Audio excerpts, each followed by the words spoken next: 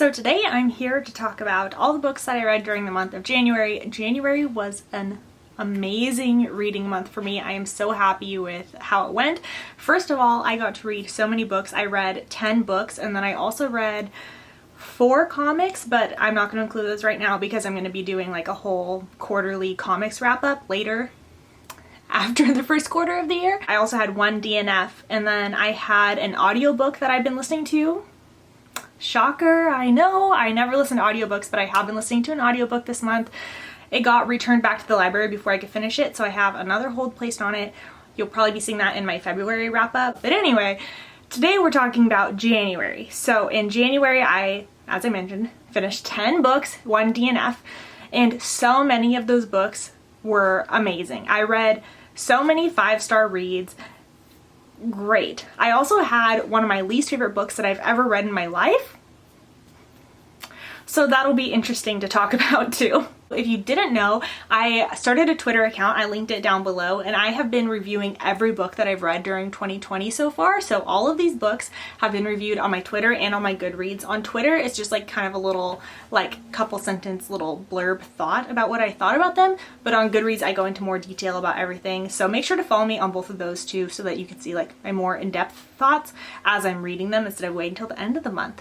But let's go ahead and get started talking about the books. The first book was the one that I DNF'd, which was a great way to start off 2020 with a DNF'd book, but that is Amber and Dusk by Lyra Celine. This is a YA fantasy book, and I just have not been really feeling the YA fantasy lately. There was one that I enjoyed a little bit later on, and that I'll be talking about a little bit later on, but I just have not been in the mood for the YA fantasy. I don't know what it is, but I just have not been feeling it. This is following a girl who has like an illusion weaving magic type, and that is only for like the royals, so only the royal family has that, so it's really unusual that she has this, and it basically implies that she's like some sort of royal descendant. The world is set in a perpetual twilight, and I was really hoping for some like great atmospheric vibes. I got about 25% into this, and I just was not feeling it. It wasn't atmospheric like I was wanting it to be.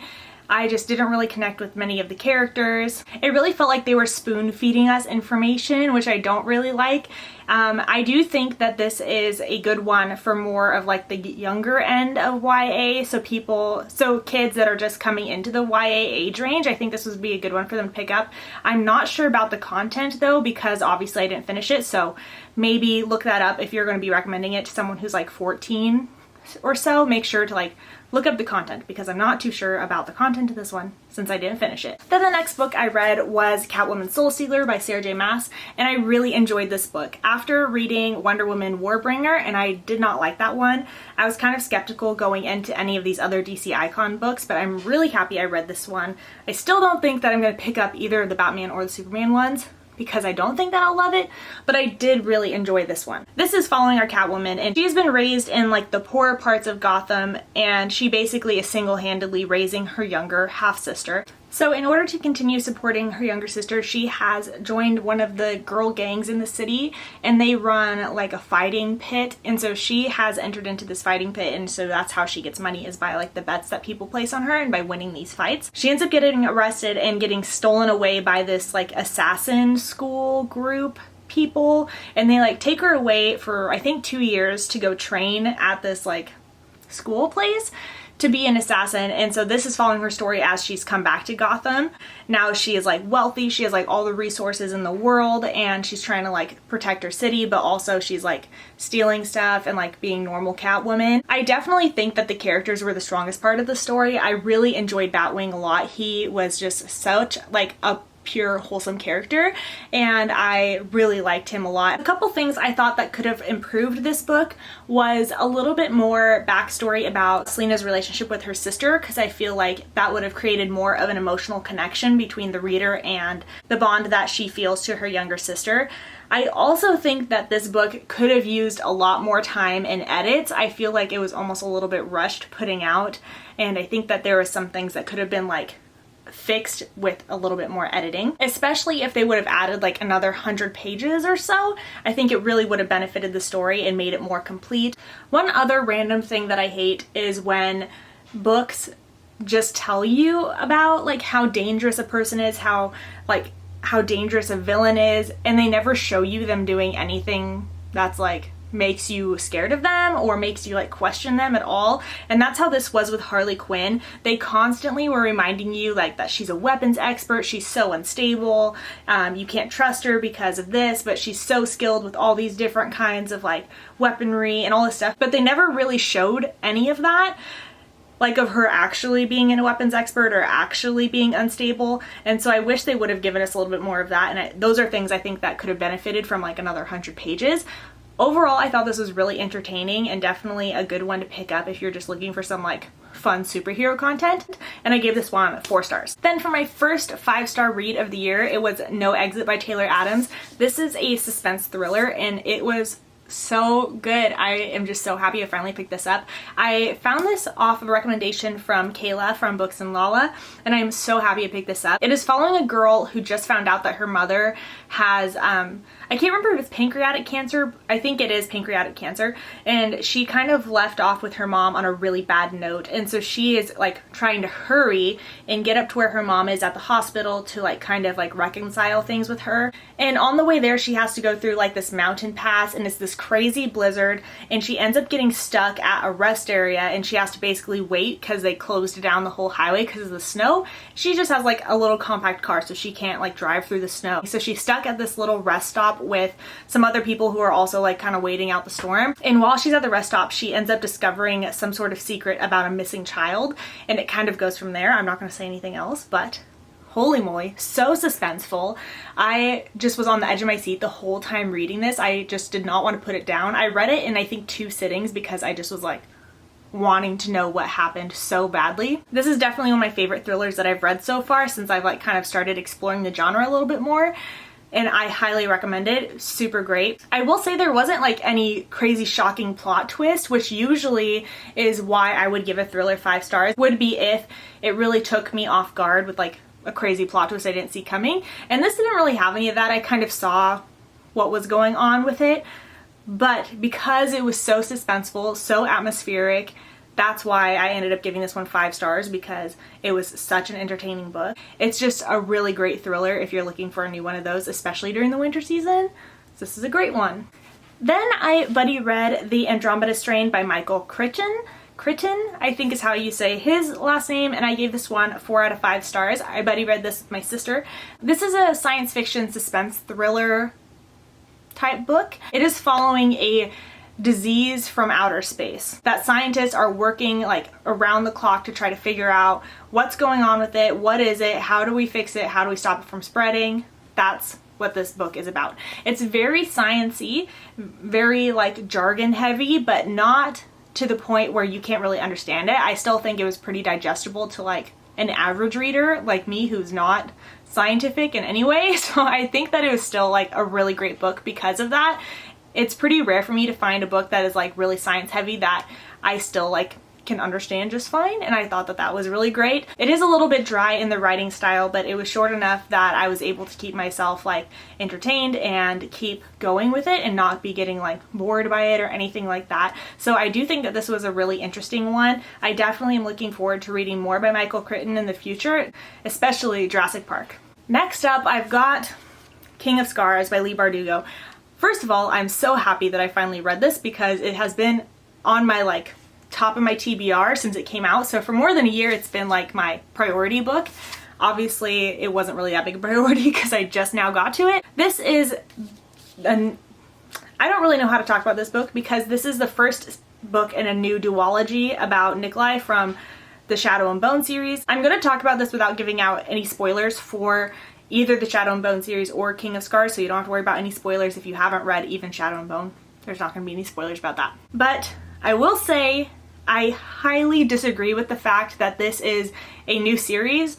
To me, this is Shadow and Bone number 4. There's like no way around it because every single thing that's happening in this book is a direct consequence or a direct follow-up from everything that happened in Ruin and Rising. So I have no idea how people could say that this is like, you could read this without reading Shadow and Bone. I completely disagree because everything is like a direct relation to what has happened in the Shadow and Bone series. So I don't know where that comes from.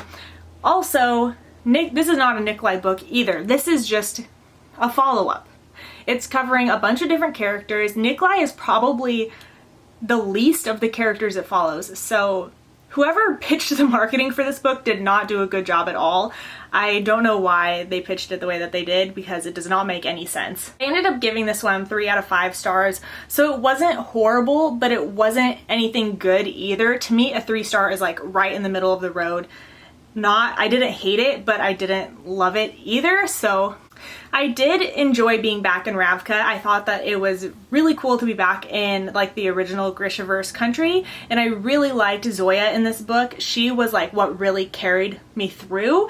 I thought that she was just like unapologetically herself. She was just like the strong girl, and it wasn't like, oh, she's strong with like a sweet side, you just have to get to know her. Like, she was just like who she was, and I really liked that about it. But Nikolai, on the other hand, was not himself at all. So if you're like love Nikolai from the first series and like how charming he is, don't expect that going into this one, because he's not very much himself at all. In fact, there's another character named Isaac that I was thinking was more like Nikolai than Nikolai was. So how does that work? Don't really know. Not great, not horrible, just middle of the road. It was fine. I'll continue on with it. I'm hoping that the next book will be a little bit better, since this one had so much setup to it, so we'll see how that goes. Then I read Night Spinner by Addie Thorley. This was sent to me by Page Street Publishing, so thank you so much, Page Street. I really enjoyed this book. I ended up giving it 4 out of 5 stars, and like I mentioned earlier, I have not been in the mood for YA fantasy at all. Just nothing really sounds like appealing to me with it. So I was apprehensive going into this, but I wanted to make sure to get this read before it comes out on February 11th. Keep an eye out for it, because it was really good. It's a retelling of The Hunchback of Notre Dame, which I have not read any retellings of The Hunchback of Notre Dame before, so that was automatically something interesting, because we see so many retellings of like Beauty and the Beast, but not too many of this. This is following a girl who has been exiled from her country, and she is now living at a monastery because she had a crazy outburst of power and basically killed a whole caravan of civilians. So she was removed from the army and is basically like punished by having to live with these monks at this monastery. I really enjoyed the whole storyline of this book. I thought it took just the perfect amount of inspiration from The Hunchback of Notre Dame without being like a copy of it. You could definitely see like parallels between the two, but it was kind of like a fun parallel, not like, oh, I know what's gonna happen next because of this. Sometimes with a retelling, it's just like too similar, but this one was great. I really enjoyed our main character also. She was a really interesting character, and she had a lot of self-doubt and things like that that she had to kind of overcome. She was also kind of scared of her own self because of what she had done. So I really appreciated that character development. However, the side characters did get a little bit neglected with this book. I felt like they were very much in the background, kind of just like a spotlight on the main character, and then the side characters were all kind of like in the shadows. So I wish we would have gotten a little bit more like attention put on them and their backstories as well. Oftentimes they would be referring to a side character and I'd be like, wait, who is that? I don't remember anything going on with them. I also wish we would have gotten a little bit more focus on the different types of magic in this world. She's obviously a night spinner, so she like controls the darkness. There's also other types of magic like ice and fire, you know, elemental magic. And we don't get to see a lot of those types. So I wish we would have gotten to see a little bit more of those. I think they'll probably come up in the next books in the series though, so I'm interested in seeing where it goes from here. Then I reread Wintersong by S.J. Jones, and I ended up giving this one a 5 out of 5 stars, same as I gave it before. I love this book, and it's so underrated, and it makes me so sad, but I think that people have a different expectation going into this than what it actually is, and so then it kind of skews their perspective. This is a historical fantasy romance is just what this is. So if you're going into this expecting like a traditional YA fantasy, you're gonna be sorely disappointed. This is following a girl who is growing up in a small German town. I believe it's set in the 1800s, and in her town there's like this big mythology following the Goblin King. Think like Labyrinth with David Bowie. This is a retelling of that, by the way. I forgot to mention that.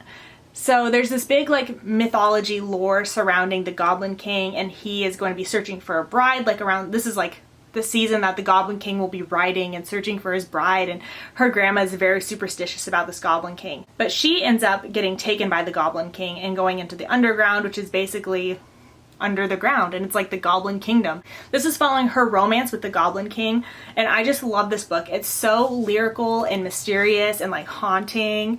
It's just everything. I love it. I'm so happy I enjoyed it as much the second time around. Because everyone else seems to not like it as much, I was a little bit wary about if I would also not like it the second time I read it, but I still really loved it. If you're looking for a new fantasy romance, I definitely would recommend this one. Next up, I read a graphic novel, and that was Oblivion Song Chapter 1 by Robert Kirkman, Lorenzo De Felici, and Annalise Leone. This is an amazing graphic novel. I was so happy with this. I gave it 5 stars if you couldn't guess.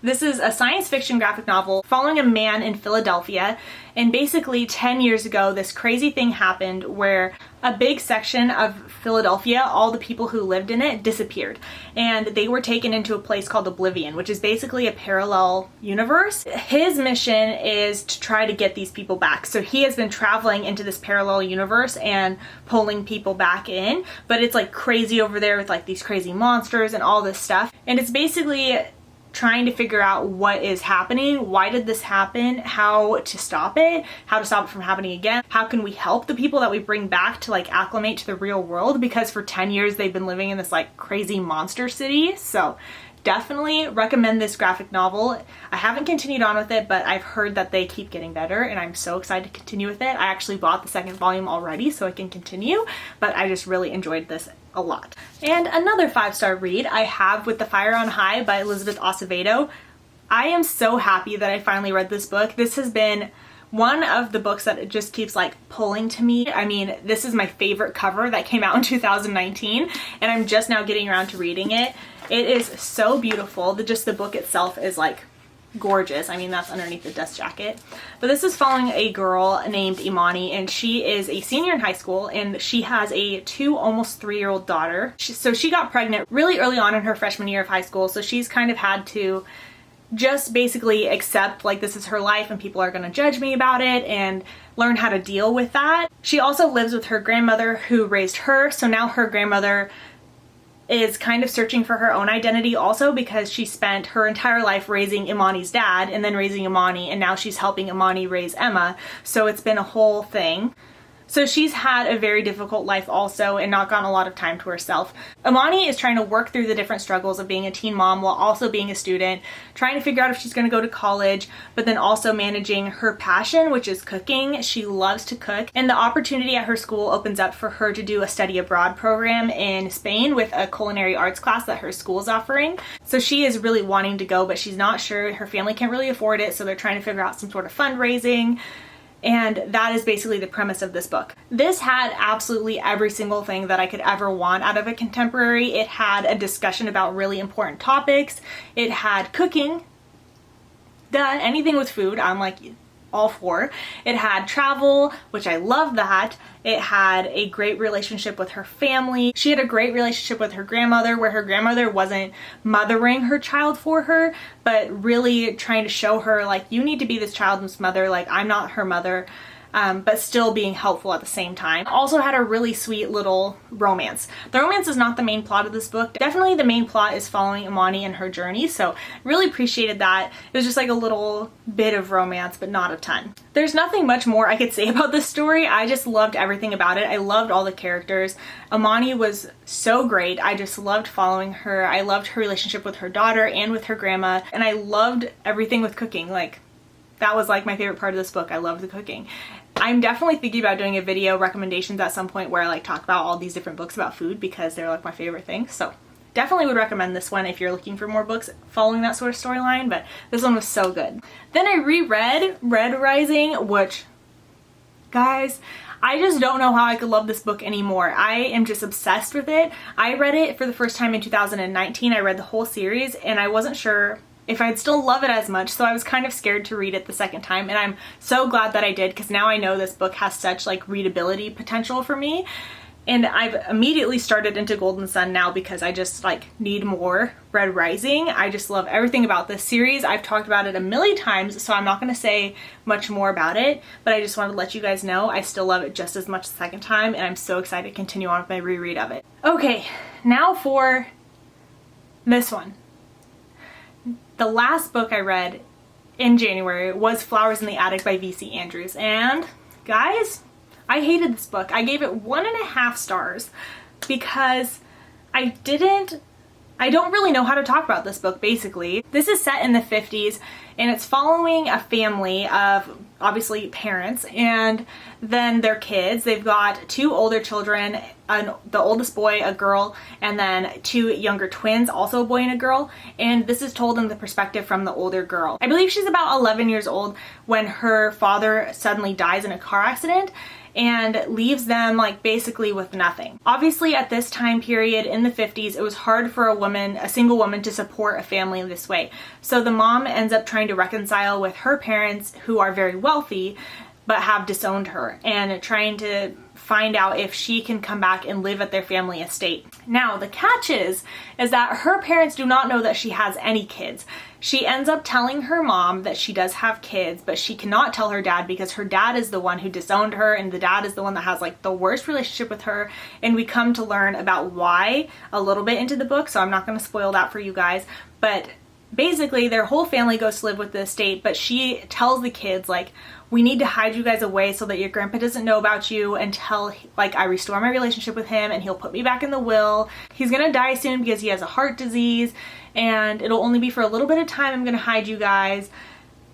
So that's the story of this book. So basically they are living in this giant estate, but the kids are confined into this one small little like bedroom that has a stairway that goes up into the attic. So they have the attic and then the little bedroom that they're allowed to go in, but they are locked in there for several years. So they're stuck in this bedroom. The grandma comes up and she feeds them like once a day. She like brings them some food, but the grandma is very abusive, very mean. The mother is also kind of abusive, not so mean, but she's very emotionally manipulative. And they end up basically having to take on the roles of mom and dad to these little kids because their little brother and sister are only like 5 years old and they're like 12, 15-ish. So they end up like taking care of the younger children, and this book just creeped me out so bad. It was so uncomfortable and cringy the whole time I was reading it. I was intrigued enough to like want to know where the story was going, like is it gonna get any better? And the answer is no, it just keeps getting worse and worse as it goes. It's just disgusting. First of all, there is incestual relationships happening within the story, so I'll just warn you guys of that ahead of time. And it just made me so uncomfortable, everything that happened in this book. It was very outdated. I think this was written in the 80s and it definitely shows its age. Definitely would not recommend. I hated this book a lot. So those are all the books that I read during the month of January. I hope you guys enjoyed watching this video. If you read any of the same books as me, please let me know down below. Or if you had a book that you really loved during January, please also let me know that down below too, so that I can add some more books to my TBR. But thank you guys so much for watching this video, and I'll see you in my next one. Bye!